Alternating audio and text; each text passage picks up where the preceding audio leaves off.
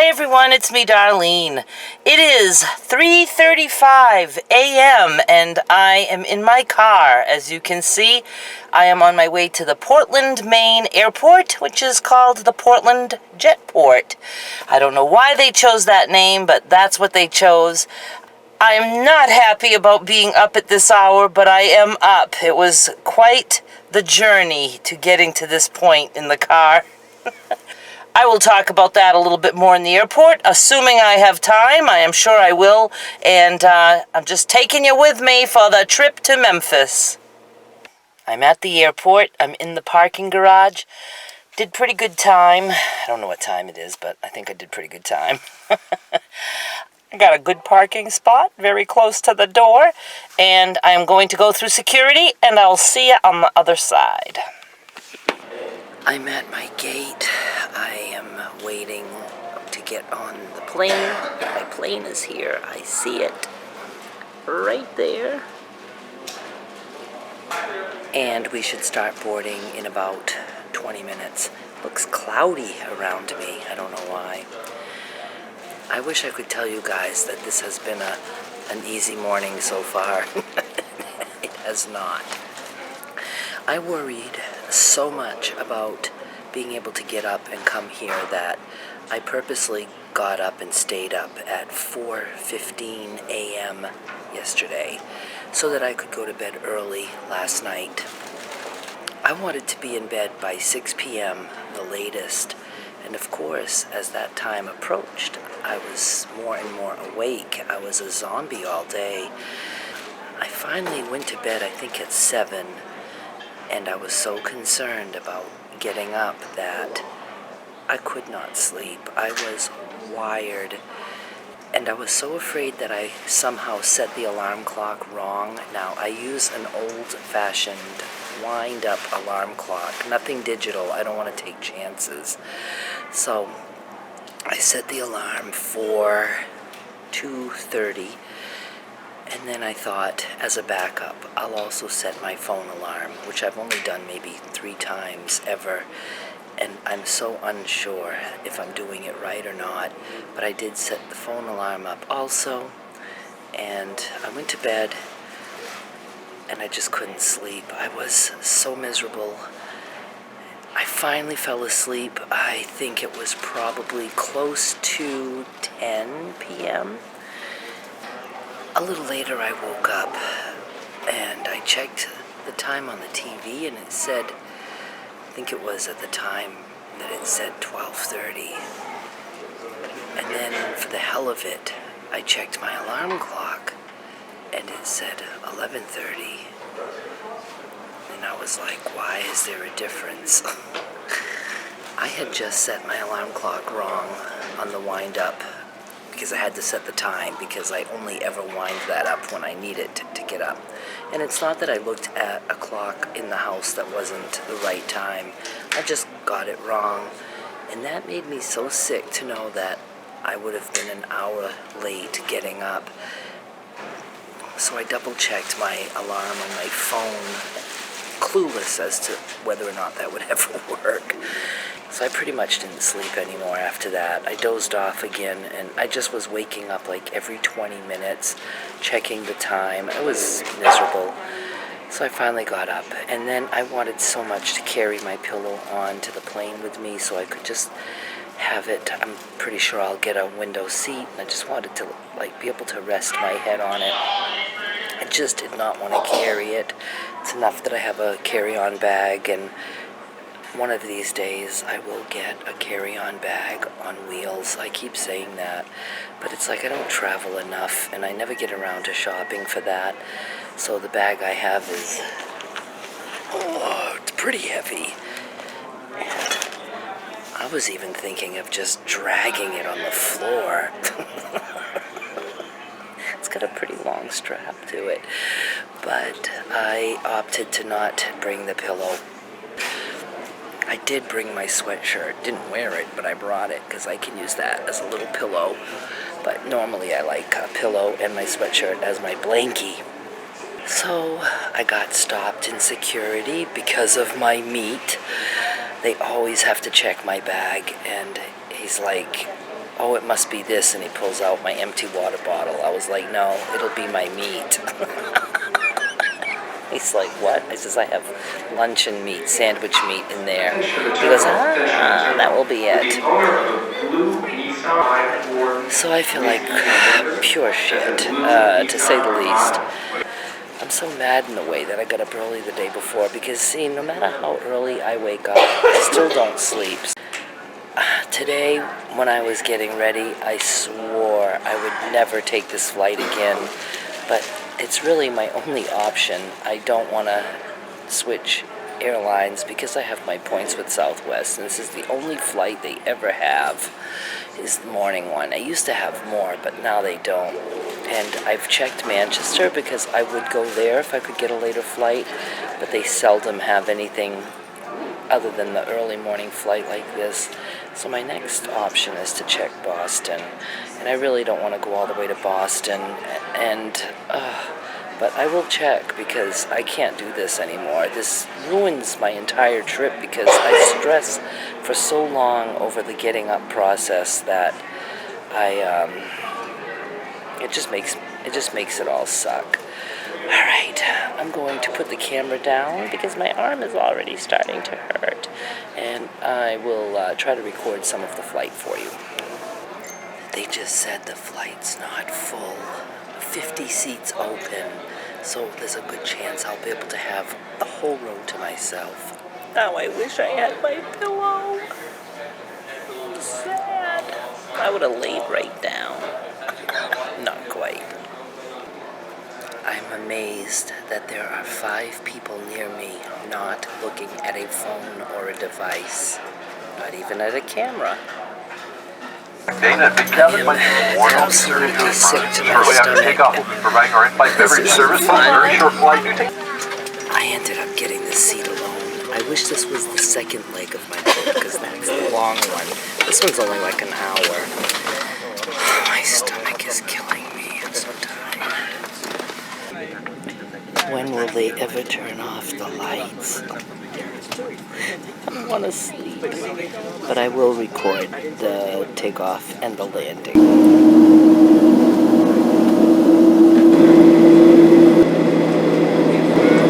Alright folks, we're going to dim the cabin lights for departure. Any additional reading light, now be a really good time to reach up and poke that picture of the light bulb over your head. It's going to get very dark.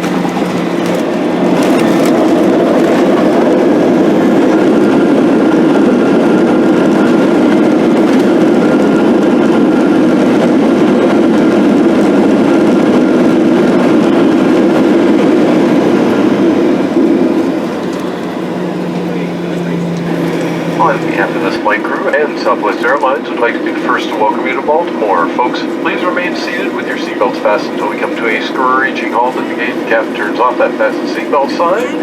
That'll be your indication it's safe to get up and open those overhead bins. Speaking of which, items inside may have shifted during flight, could fall out and squish you like Godzilla smashing a Toyota in a bad B-movie. And folks, nobody wants to see that this morning, so be careful. Time to let those loved ones know you're here. You can now use the cellular function of your portable electronics if they're within reach. If they're still stowed, leave them stowed. If you're connecting here to another Southwest flight, check that monitor inside the terminal for your flight number and gate location.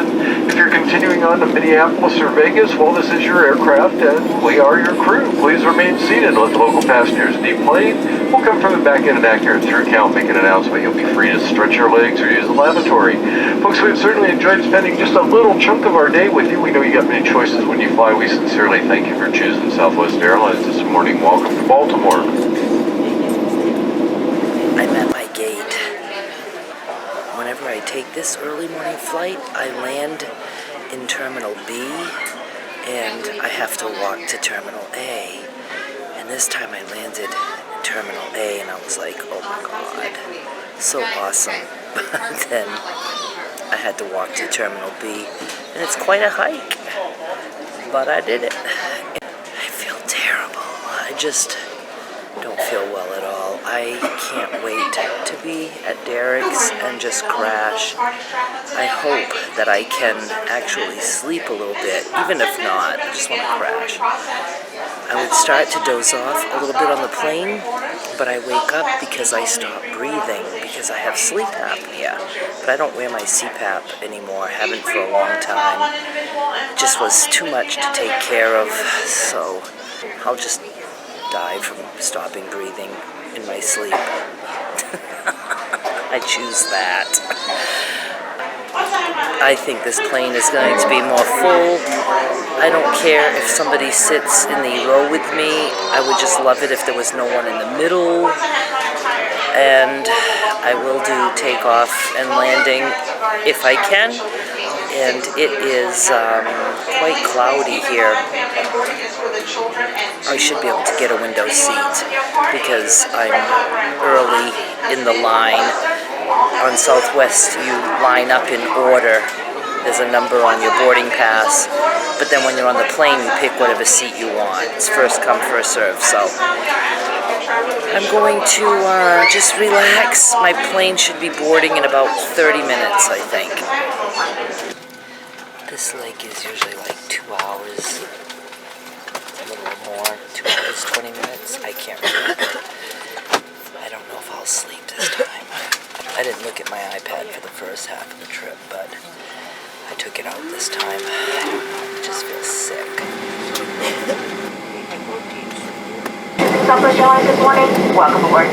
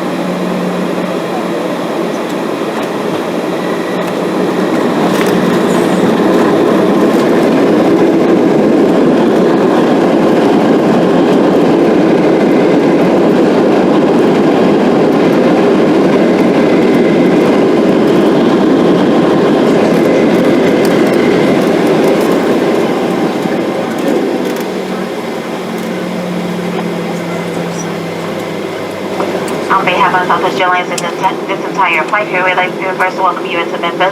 For your continued safety as well as safety belts around you, please remain seated with your seatbelts fastened, your seatbacks are tray tables, and a full upright headlamp. Have you anyone on board this morning? We know you have many choices when you're flying. We thank you so much for choosing us here at Southwest. Go out, buckle up, drive safe, have a great rest of your week. Come back and see us. Take care, Rosa. We made it. We? Oh, as in you and me. Now I'm going on this thing. It was 2.5 hours of all turbulence. It was a rough ride.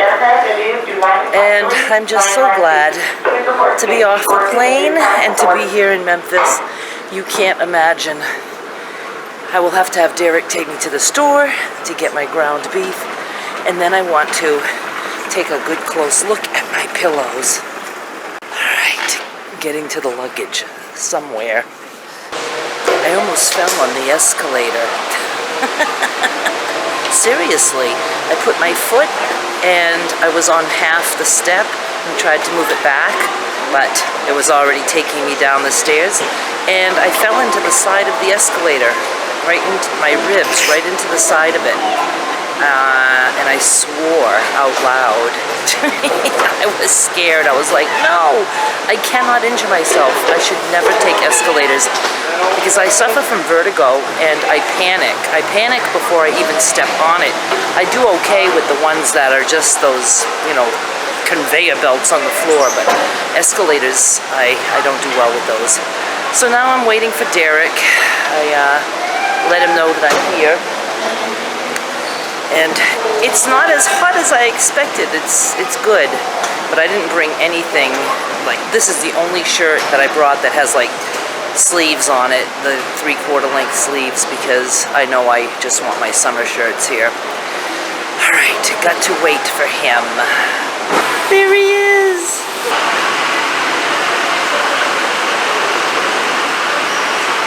Hi. I am picking up my 5-pound chub of ground beef. I'm taking the 80%, and it is $15.49. So I don't know if I should pick up 2. No, we're close to Kroger, so I'll just get 1. And then we're looking for beef so I can make jerky for Derek. They have some round sirloin tip roasts. Perfect thickness because I can just slice that to make the jerky. So it's on sale for $3.99 a pound. That's about as good as I'm going to get here, and I'm glad I can get at least that. So I'm getting 2 of them. They're like 9 something each. I might get 3. We're out of the store. I didn't get to show you everything that I bought. I ended up with 3 of those roasts. I'm gonna start the jerky today. Seltzer, milk. Derek picked up some stuff that he wanted, and that's it. Now we are heading home.